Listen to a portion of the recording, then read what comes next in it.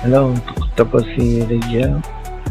Ah, Nabalitaan niyo na po ba yung plano ng INC?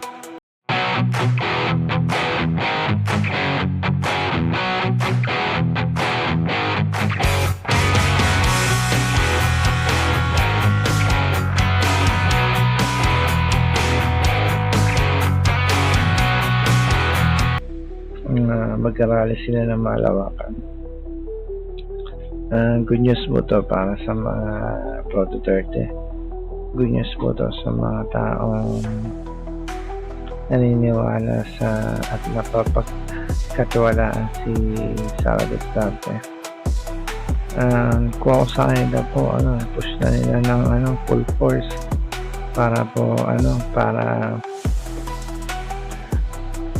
tuluyan ng impeach si Mr. M. Kung ako po sa kanila,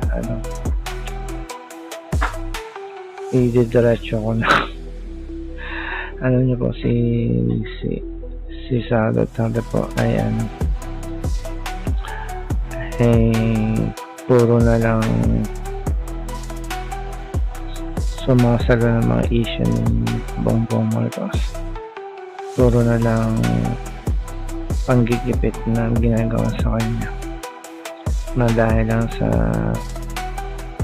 alam niyo na corruption sa pera. Yun lang naman ang habol ng mga buhaya sa politika pera. Kaya kung ako po sa kanila mag-ano na po ang full force na Pro Duterte and INC magsama, sigurado po mapupuno yung EDSA. At saka useless po kasi yung kung mag-arali sila tapos yun lang ang kanya ipaglalaban, mas maganda siguro mag-diretso impeachment na kay Bongbong Marcos. Yun ang right move. Kaya marami po yung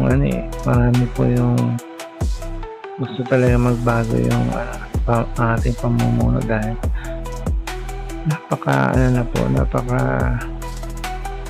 hindi niya po naramdaman yung mga nangyayari sa ating gobyerno.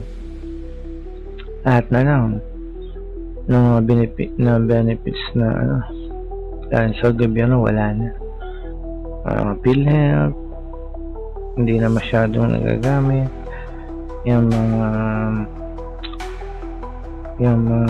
libreng gamot, libreng check-up para sa mga taong kapuspalad, di ba po? Mahal ang bilhin lahat na tumaas, pati yung wala na ng mura. Siguro yung mura ngayon mapapamura na lang. Kaya po mas maganda siguro mabago na ulit yung ating administration para po sa lahat na lang kinurakot ng mga buhayang mga yan. Lahat na lang ng pera ng ating bansa binulubulsa na. Kaya maganda po talaga matuloy yung INC na rally. Ako po ay pabor doon at sana naman po ay suportahan natin at alam natin kung sino ang tama at mali. Huwag na po tayo mag-discriminate sa kung ano man religion, kung INC, Katoliko, Muslim, basta nagkakaisa tayo na sa ating pamahalaan sa pagbabago. Huwag mo natin idamay yung ating mga religion kasi ang nagsasuffer lang po ay yung mga taong umaasa sa ng gobyerno, yung mga ayuda. Yun lang po. Sana po ay matutukan natin yung rally ng INC. Sana po matuloy. Ingat po kayo. God bless po sa inyo lahat.